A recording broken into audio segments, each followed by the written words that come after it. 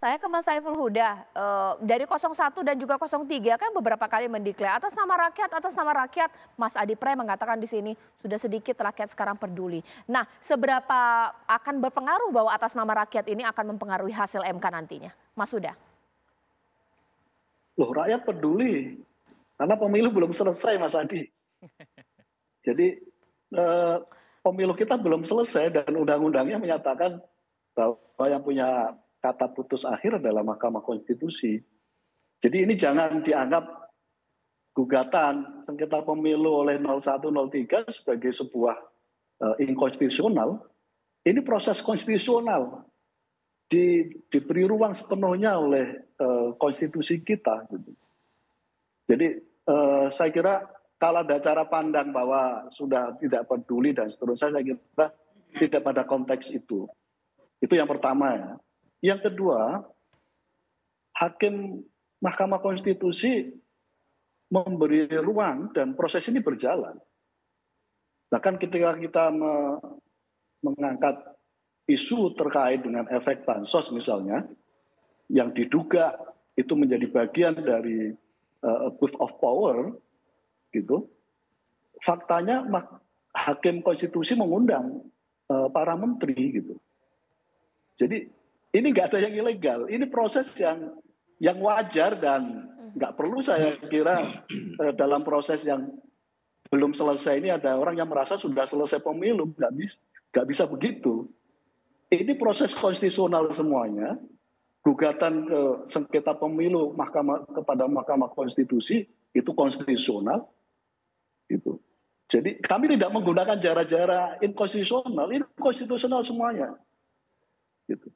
Nah, karena itu penghormatan kita terhadap proses di Mahkamah Konstitusi sama halnya harus kita hormati dan kita hargai sebagaimana kita kemarin 14 Februari memberikan hak rakyat, memberikan suaranya kepada pasangan 01, 02, dan 03. Jadi dalam proses ini nggak boleh ada yang dinafikan, gitu. Jadi sekali lagi ini proses konstitusional, kami menggunakan jalur itu dan ini bagian dari dedikasi kami terhadap proses demokrasi ini. Itu yang kedua. Yang ketiga, bahwa secara substansi persidangan sengketa pemilu kita sejak dari awal pasangan 01 memang mempersoalkan prosesnya, gitu. Dan itu diterima secara terbuka oleh Mahkamah Konstitusi, oleh hakim Mahkamah Konstitusi. Karena itu prosesnya berjalan. Kalau misalnya dianggap bahwa materi gugatan kami tidak sesuai, sejak dari awal hakim konstitusi sudah pasti menolak. Gitu. Nah, artinya apa? Artinya rasional. Materi gugatan kami rasional menyangkut soal ini dan karena itu proses di Mahkamah Konstitusi berjalan. Gitu. Saya kira nggak boleh ada opini yang menyatakan bahwa pemilu ini selesai. Belum selesai. Kami menggunakan cara-cara konstitusional sampai nanti tanggal 22. Tinggal 3 hari lagi kita tunggu dengan baik. Dan kita kasih ruang sepenuhnya. Kita kasih kepercayaan sepenuhnya kepada Mahkamah Konstitusi atas semua proses yang sudah terjadi. Dan kami pun siap. Gitu. Apapun keputusan Mahkamah Konstitusi akan kami terima 100%. Tentu dengan catatan. Tapi kita akan terima sebagai bagian dari seorang demokrat sejati, menghargai proses konstitusi dan menghargai proses demokrasi. Baik, Pak Wihadi seperti apa? Apanya seperti apa?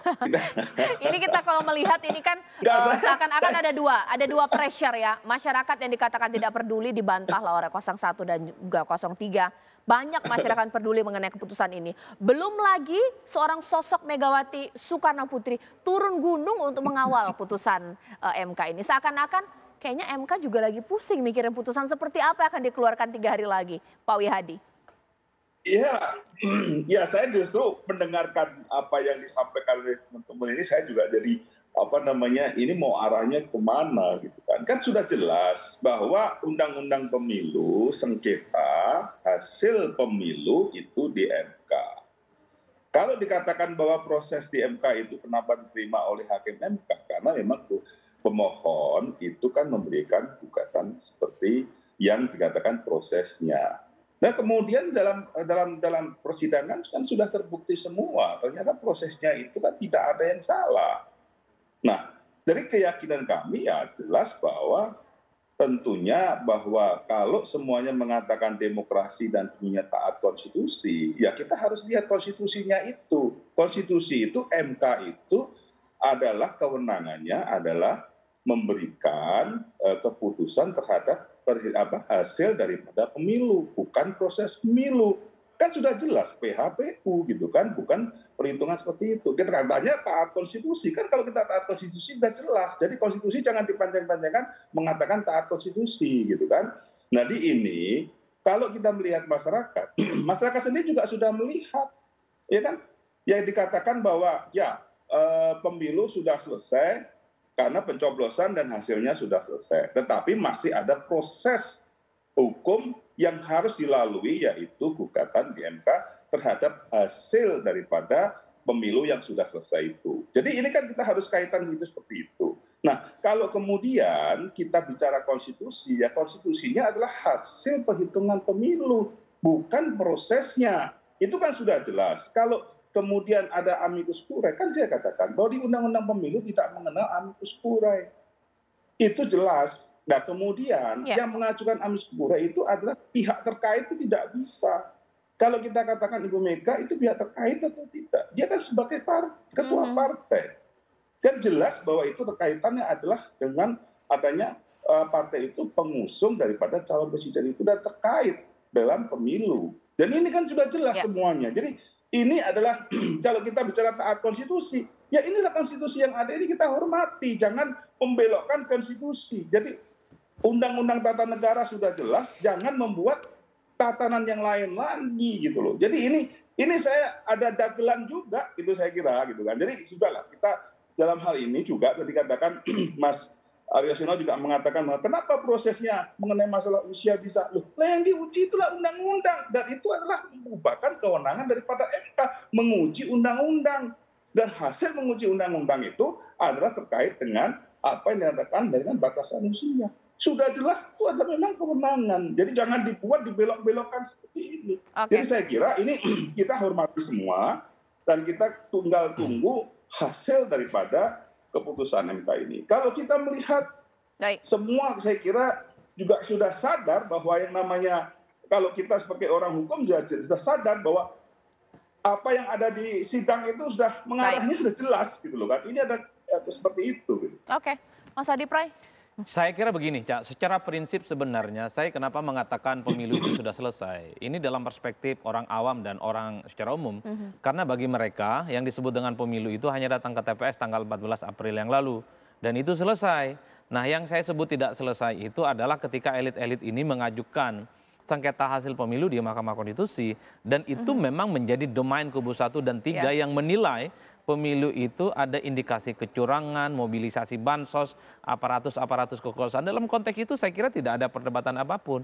Bahkan saya mengapresiasi ketika Ketua Umum PDIP Megawati Soekarno Putri mengajukan diri sebagai orang yang menjadi partnernya Mahkamah Konstitusi, menjadi sahabatnya Mahkamah Konstitusi. Saya juga berharap ketua umum partai yang lain, pengusung 1 dan 3 mengajukan diri untuk menjadi sahabat Mahkamah Konstitusi. Tapi tidak. Nah itu yang menjadi pertanyaan, kenapa hanya Megawati yang melakukan ini? Kalau memang Mahkamah Konstitusi itu menjadi gerbang terakhir mencari keadilan soal dugaan-dugaan pemilu, saya kira Megawati kalau diberikan kesempatan akan bicara tentang bagaimana soal pemilu dari hulu ke hilir yang dinilai itu cacat moral, cacat etika, inkonstitusional dan seterusnya. Yang menjadi pertanyaan itu di luar PDIP, kemana ketua umum partai yang lain ini? Kenapa tidak mengajukan diri sahabat Konstitusi untuk memberikan kesaksian? MK itu adalah pertaruhan akhir di mana mencari keadilan soal pemilu di 2024 itu harus ditegakkan di atas segala-galanya. Saya termasuk yang dari dulu sebenarnya, Cak, dari lubuk hati yang paling dalam, Mahkamah Konstitusi itu diberikan kewenangan untuk melakukan audit investigatif terkait dengan dugaan-dugaan kecurangan-kecurangan pemilu yang dinilai terstruktur, sistematis dan masif. Tapi kewenangan itu tuh diamputasi sebelum 2014. pasca 2014 sampai hari ini Mahkamah Konstitusi banyak angkat tangannya ketika begitu banyak persoalan-persoalan yang dinilai bukan menjadi kewenangannya. Inilah yang per hari ini menjadi perdebatan dan semua orang sedang menebak apa ending dari putusan yang tanggal 22 April ini akan segera diumumkan. Saya kira di situ konteksnya. Saya sangat senang sebenarnya kalau sepanjang proses peradilan di Mahkamah Konstitusi ini banyak pihak 1 dan 3 itu menunjukkan bukti-bukti, mengajukan begitu banyak orang yang akan menjadi sahabat saksi di Mahkamah Konstitusi. Kan ini yang sebenarnya untuk menunjukkan bagaimana tingkat kepedulian Mahkamah Konstitusi itu menjadi concern semua orang. Yang menjadi pertanyaan orang, kok yang peduli terhadap proses di Mahkamah Konstitusi kan seakan-akan Megawati aja ini. Ketemu umum yang lain kok layah mutua layah ya gitu, kok nggak muncul. Kan itu yang sebenarnya kita tunggu. Baik, Mas Eno boleh tanggapi?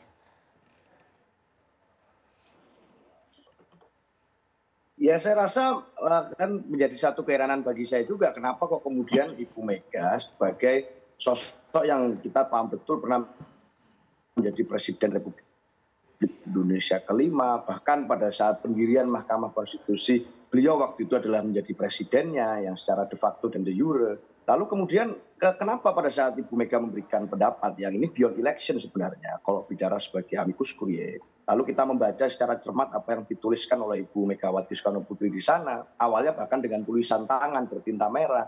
Itu kan sudah tampak betul bahwa yang dibicarakan oleh Ibu Megawati Soekarno Putri ini beyond election. Bu Mega ini tidak menempatkan diri meletakkan atribusi sebagai Ketua Umum PDI Perjuangan dalam menempatkan tulisan amicus curiae itu. Padahal seorang mantan Wapres RI, mantan Presiden RI, pernah menjadi Ketua Umum yang mengantarkan Presiden RI 2 periode. Sebenarnya atribusinya kalau mau ditumpuk-tumpuk banyak sekali. Tapi yang ditulis di situ adalah sebagai seorang warga negara Indonesia biasa yang punya perhatian terhadap jalannya konstitusi negara kita pasca reformasi. Itu yang kemudian menjadi standing point position dari Ibu Mega pada saat tulis amicus curiae.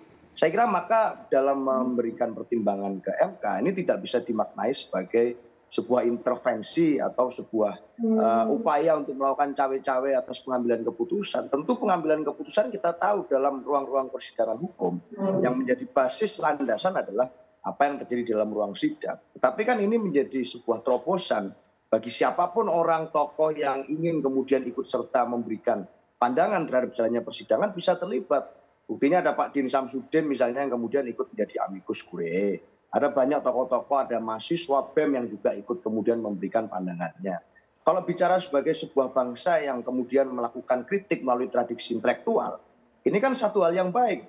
Jadi tidak hanya masalah politik itu dimaknai sebagai pertarungan elektoral, menang kalah, kemudian itu terjadi di lapangan, ada ini bisa nembak berapa segala macam. Tapi ini yang kental pragmatismenya ini bisa kemudian bergeser ke arah tradisi kritik intelektual sebagaimana yang dilakukan oleh para pendiri bangsa. Itulah sebenarnya teladan yang ingin diberikan atau dicontohkan oleh Ibu Megawati pada saat mengajukan diri sebagai amicus curiae. Maka saya kira kalau ada banyak negatif thinking atas hal itu mungkin ya karena ini hal baru saja di dalam politik Indonesia yang terbiasa dengan pragmatisme yang demikian kental, bahwa ternyata masih ada tokoh-tokoh yang memberikan kritik secara intelektual. Saya rasa itu. Oke, sekarang terakhir mungkin saya ke Pak Wihadi. Pasti Pak Wihadi udah dengar lah banyak isu-isu selentingan yang terdengar, prediksi putusan MK seperti apa, bisa lanjut terus tanpa mengubah apapun. Tapi ada juga mungkin nggak ya pemilu diulangnya seperti apa ini? Ya kalau kita melihat dari hasil persidangan itu kan kembali lagi pada saya katakan bahwa yang namanya MK ini kan suatu gugatan ke MK itu adalah terkait dengan penghitungan hasil pemilu. Nah tapi justru kedua pemohon itu tidak mengajukan gugatan hasil pemilu, justru prosesnya. Nah ini kan sudah berbeda dengan apa yang menjadi kewenangan daripada MK. Nah dari hal inilah mungkin kita sudah bisa menyimpulkan apa yang menjadi keputusan MK. Saya kira sudah jelas di situ bahwa keputusan MK bahwa memang perhitungan hasil pemilu yang PHPU yang diajukan ini adalah memang tidak ada dalam petitumnya. Nah inilah semuanya yang kita mesti harus lihat bahwa apa yang menjadi kewenangan MK ini ya memang harus diputuskan sesuai dengan kewenangannya MK itu. Jadi saya kira kita melihat bahwa keputusan MK sudah jelas bahwa mungkin tidak akan bisa merubah daripada hasil pemilu itu. Baik, terima kasih Pak Wiyadi, terima kasih Mas Saiful Huda, terima kasih Mas Seno, Mas Adi Pray, terima kasih juga. Kita tunggulah masih ada 3 hari lagi. Kita tidak tahu juga apa hasil MK nantinya.